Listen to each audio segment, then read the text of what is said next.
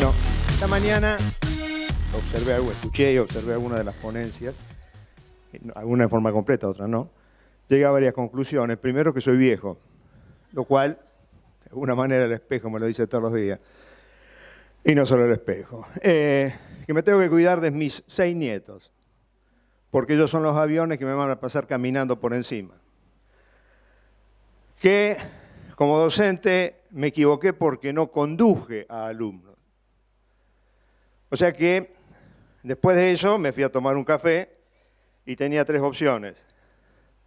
O me iba a mi casa, o me suicidaba con el celular, o volvía.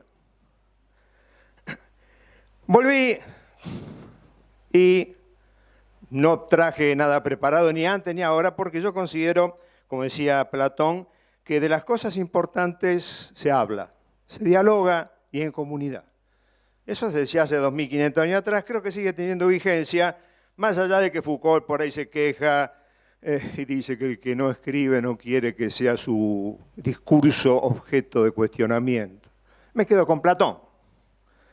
Bien, y comencé a recordar algunos aspectos, vamos a abrirla ahora, algunos aspectos de la presentación, de las 3 presentaciones que hicieron Nacho, Pablo y el tercer, no me recuerdo el nombre, del futuro. Y me acordé de futuro, y los 3 prácticamente tocaron un punto común. El futuro son temores y esperanzas. Y recordé que Jorge Guillermo Federico Hegel decía eso a fines del siglo XVIII. Dije, bueno. Después se habló del cambio como algo que aparentemente sucedería inexorablemente. Y bueno, me acordé de Heráclito y que el cambio es lo natural. Y si el cambio es lo natural, bueno, no deberíamos de tener miedo al cambio porque sería tener miedo a aquello que es natural. O sea, cambiar, cambiamos y vamos a seguir cambiando. O sea que eso es inexorable. Y también se habló de los cambios en el proyecto educativo para aprender a aprender. Y recordé una obra menor, pero interesante, de Peter Drucker, que se llama Las Nuevas Realidades, escrita en 1990, al calor de la caída del muro de Berlín. Peter Drucker dice que lo que hay que aprender es a desaprender para luego aprender. O sea, lo primero que tenemos que aprender es a desaprender todo aquello que hemos aprendido para comenzar a aprender para luego desaprender. Lo que, por cierto, puede llevar a veces a una labilidad de los principios y de los valores que, bueno, eso estará dentro de todo en la conciencia de aquellos que no conducen alumnos. O sea, en la docencia uno suele tener ciertos prototipos, paradigmas, y bueno, si hay cambio, si se ha hablado de la incertidumbre, aparece inexorablemente el paradigma de Sócrates. O sea, uno aprende en la medida en que refuta. Si uno no refuta, le está diciendo que sí al otro permanentemente y no hace más que repetir lo que otro dijo, y el otro es el techo de mi propio saber. Con lo cual, el momento fundamental del proceso está en la negación. Como después lo van a recordar varias escuelas, hasta la escuela de Frankfurt, ¿no? O sea, el momento fundamental del crecimiento es la negación. ¿Cuándo comenzamos a crecer? Cuando comenzamos a negar, a refutar. Rompemos el cordón umbilical cuando refutamos a nuestros padres, refutamos a nuestros guías espirituales, refutamos a aquellos que desde distintas perspectivas nos dicen cosas, pero con la refutación, una refutación lógica, o sea, no la negación por la negación misma, porque negar lo que se niega termina siendo afirmación.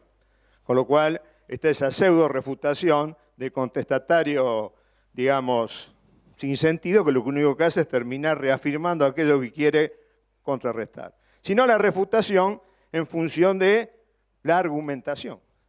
Decía ya Platón que el universo de la ciencia es creencia u opinión, prueba verdad. La creencia, en tanto y en cuanto pueda ser probada, se transformará en verdad, o diríamos una verdad relativa, en el sentido que podrá venir a posteriori refutaciones de esa verdad. Creencia sin refutación, sin prueba, es opinión. Y siendo urbano por el ámbito en el cual estoy, la opinión es como la boca. Todas tenemos uno y halitosis tiene que estar al lado mío. O sea, la opinión, como decía aquel gran filósofo medieval, Roselino, sí, tomando a Roselino, la opinión por opinión es flatus voci, gas que sale por la boca, nada más. O sea, y los alumnos, ni los hijos, ni los nietos nos pasan por encima, sean aviones o no sean aviones. Lo que hacen es superarnos. Y bienvenido sea eso, porque de alguna manera el momento más, a lo mejor, dramático de la existencia del docente es cuando es superado por su discípulo. Porque quien más, quien menos, quien se dedica a la docencia, allá en el fondo supónese que es el que tiene en su mano el poder del saber. Pero inexorablemente tenemos que, digamos, asumir que vamos a ver espaldas de nuestros discípulos porque nos van a superar. Y esa debería de ser, es un cuestionamiento que se le hace a Sócrates por demasiado optimista, un poco la razón de ser del cambio. O sea, la superación de instancias anteriores en un sentido, digamos, de crecimiento de la persona. O sea, se ha hablado, y se ha dicho correctamente, que la tecnología en sí misma no es ni buena ni mala, es neutral. Bueno o malo será la utilización que el hombre haga de esa tecnología. La fusión y fisión nuclear sirvió para calcinar población en Hiroshima y Nagasaki, pero también sirvió como uno de los primeros intentos de combatir el cáncer. O sea, lo que nosotros hagamos con lo que nosotros producimos es, en última instancia, lo que va a suceder. Las cosas no son malas, son cosas. Y, como alguien dijo en esta charla, reivindicando algún aspecto del pensamiento de Heidegger, son cosas que en tanto y en cuanto la tengo al alcance de mi mano, la puedo utilizar, son útiles. Ahora, la utilidad que yo haga de esas cosas, bueno, ya ahí entra dentro de un proyecto existencial, que es un proyecto que tiene que sostener todo este tipo, creo yo, de pensamiento. Y observé también ciertas paradojas. La paradoja, o sea, se habló de la incertidumbre. Bueno, Heisenberg, Peano, Lobachevsky, Einstein, Fermi, ¿qué hicieron? Aniquilaron el universo de la certeza. Principio de incertidumbre de Heisenberg, la matemática de Peano, de Lobachevsky, la relatividad, simplemente por decir dos, nada más, Einstein y Fermi, bueno, arrasaron conceptualmente con todo ese modelo cartesiano, galileano, newtoniano de la física, que era el modelo basado en la certeza. Cuando a eso se le añadió la estrepitosa caída de Europa como consecuencia de la llamada Primera Guerra Mundial, emergió una Europa devastada que sabía, o le habían dicho que la suma de los ángulos internos de un triángulo no era más 180 grados, que el kilo no es más un kilo, que el metro no es más un metro. Entonces toda aquella certeza se cayó. Y ahí va a nacer una gran escuela de pensamiento que es el existencialismo. O sea, ¿qué cosa más incierta que nuestras decisiones? Y volvemos a futuro, temores y esperanza. ¿Qué certeza tenemos nosotros de que la puerta que abrimos es la puerta que teníamos que haber abierto? Por cierto, habiendo más de una puerta. Si hay una sola puerta, no abrimos, nos obligan a abrirla. Si lo que obtuvimos al abrir esa puerta y dejar las otras cerradas fue muy bueno, probablemente abriendo otra hubiese sido mejor. O sea, ¿y qué certeza tenemos que de una buena elección, la próxima sea otra buena elección? Como decía Kierkegaard, retomando el pensamiento de Shakespeare y superando en alguna medida a Hegel, ser o no ser es siempre la cuestión. El tema es que no hay solución ni resolución porque la decisión que yo tomo no es matemática. Supero un problema, pero nuevamente aparece el ser y el no ser. O sea, la dialéctica existencial. O sea, permanentemente vivimos en situación de incertidumbre, de cambio, de futuro. Se habló, uno viene de las ciencias blandas. Bien, se habló, y hay una paradoja, se habló mucho de lo blando. La paradoja es que lo blando soporta lo duro, cuando la lógica elemental diría que lo duro tiene que soportar a lo blando. Un viejo principio que decían allá, principio del siglo XX, no es que nosotros seamos más altos que los otros y por eso vemos más lejos. Estamos sentados sobre los hombros de gigantes. Por eso vemos más lejos. Lo blando son los hombros de esos gigantes, que permiten ver, a través del desarrollo tecnológico, más lejos. Como muchos de esos, a su vez, van a ir abonando el hombro de esos gigantes y vendrán nosotros a ver más lejos. Pero nunca hay que olvidar, creo yo, todo esto es, por supuesto, materia total y absolutamente opinable. Estamos en el campo de las disciplinas humanas, a pesar de que el metro sigue no siendo un metro, el kilo sigue no siendo un kilo, y la suma de los ángulos internos de un triángulo no son 180 grados, con lo cual muchas de las grandes construcciones son eso, grandes construcciones intelectuales.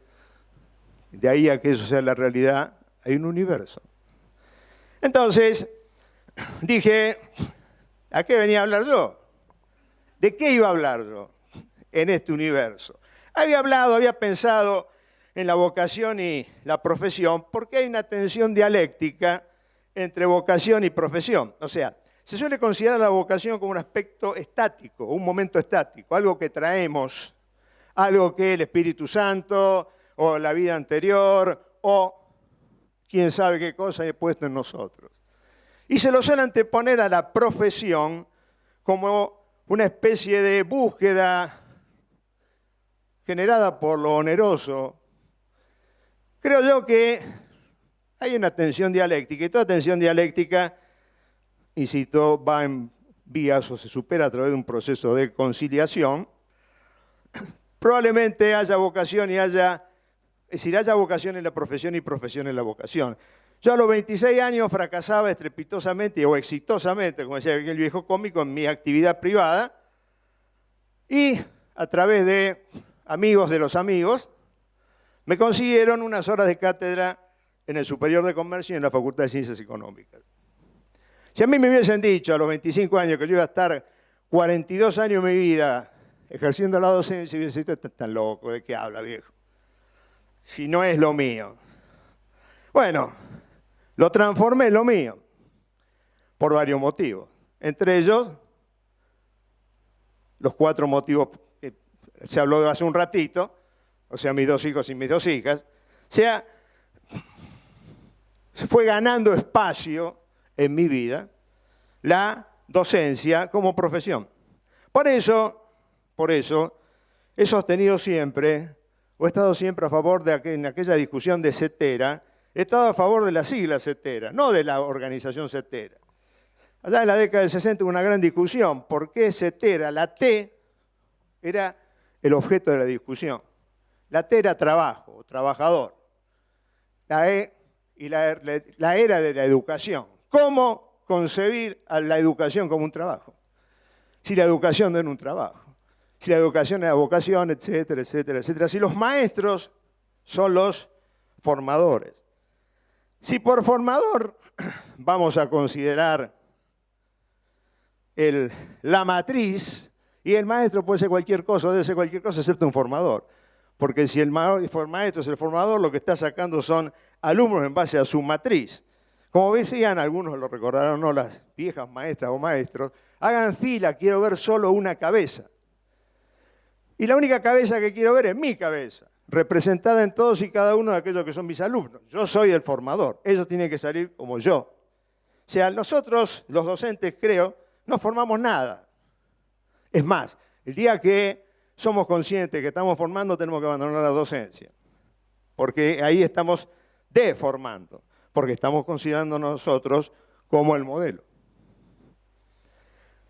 No mucho más, no mucho más. Se podría hablar mucho de esto, se podría hablar de empleo, como bien dijo uno de los primeros oradores, y los que presentaron, el término empleo excede al término trabajo.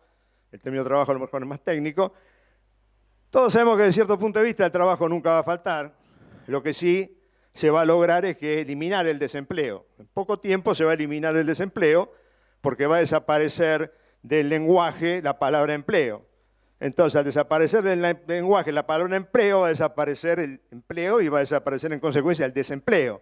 Será transformada en otra nueva categoría semántica porque, como ustedes ya lo saben, el término empleo es producto de la revolución industrial, no había empleo antes y bueno, todo lo que nace se desarrolla, se consume y luego perecerá. El hombre ha muerto tantas veces, de acuerdo a tantos pensadores. Durkheim decía el individuo se murió, Jean-Paul Sartre decía el hombre murió. No porque haya hectolitros de sangre corriendo en la calle, sino porque la estructura conceptual va muriendo. Entonces, trabajo siempre va a haber, no hay ningún trabajo. Ahora, lo que sí observo es que hay una gran preocupación por el futuro, y es lógico, dentro de ciertos niveles estructurales. Pero también se mostró en la última exposición que hay una enorme cantidad de gente que accede cada vez más a los ámbitos del servicio doméstico y de la construcción y no a nivel de arquitecto. O sea, todas las grandes charlas que hemos tenido, profundas, temáticas que incluso lógicamente algunas la han entendido más y otras menos, no están dirigidos a los excluidos. En todo caso, estarán dirigidas a cómo construir algo que tal vez llegue al excluido, pero no están dirigidas al excluido. El excluido es un universo ajeno a esto, absolutamente ajeno a todos estos proyectos. El primer proyecto sería ver si el excluido quiere ser incluido. Y si quiere ser incluido, ¿cuál es la posición del excluido en su proyecto de inclusión? Y no cuál es nuestro proyecto de inclusión para incluir al que está excluido. No es este el ámbito como para que se hable probablemente de ese tema, pero sí que se piense que mucho de lo que se dijo acá es para un sector determinado de la sociedad que tiene la posibilidad de acceso a ciertos niveles de educación. Y para cerrar, cada vez que pasa el tiempo, más me convenzo de aquello que planteé en el TED, primer TED que se hizo en Rosario. Lo mejor que se puede hacer con la escuela secundaria es cerrarla. Y por lo que hoy escuché aquí, inexorablemente van a ser cerradas todas las escuelas secundarias.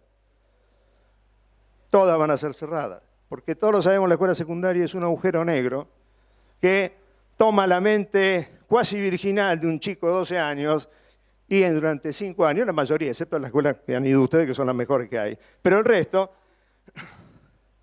larga un subproducto que me hace acordar aquello que decía Nietzsche de Kant. El modo más rápido y efectivo de transformar un adolescente en un imbécil es mandándolo a la universidad. El concepto era, Nietzsche cuestionaba el concepto rigorista, formalista, kantiano. Entonces la universidad, ¿qué hacía? Hacía una especie de grandes empleados públicos. Entonces Nietzsche decía, ¿qué hace la universidad? Y embrutece, idiotiza. ¿Qué hace la escuela secundaria? Creo que ni para eso sirve. O sea, y acá se planteó el camino de la educación no formal, absolutamente en germen todavía. Por supuesto que esto de cerrar las escuelas es un poco para evitar que se siga haciendo lo que se hace y no se hace bien, que son reformulaciones. Cuando la estructura de una casa está quebrada, hay que tirar la casa abajo. No hay que poner baches, porque los baches que se ponen van a profundizar el problema. O sea, básicamente que de una vez por todas se profundice en función de futuro qué escuela se quiere y para qué se quiere la escuela secundaria y para qué se quiere la universidad. La escuela secundaria nació al calor del positivismo, para que la gente supiese leer, escribir, sumar y restar, porque tenía que insertarse en los procesos productivos con ciertos niveles de capacitación. Hoy, la universidad es la escuela media. Hoy, quien termina su universidad está como estaba el que terminaba su escuela secundaria hace 60 años atrás. Y ustedes lo saben. Después la universidad es el terciario. El terciario universitario, después vienen los cuartarios, ya estamos en el quintario, o sea, los doctorados de doctorado, y 3 es el medio de 5. Y dentro de poco va a dejar de ser eso, porque va a haber niveles. Entonces, si queremos que el futuro, si el futuro va a ser más esperanza que temores, lo que hay que trabajar es el presente, en modificar ciertas estructuras. Pero eso, como dice Rudyard Kipling, eso es otra historia. Y los 15 minutos míos se han consumido.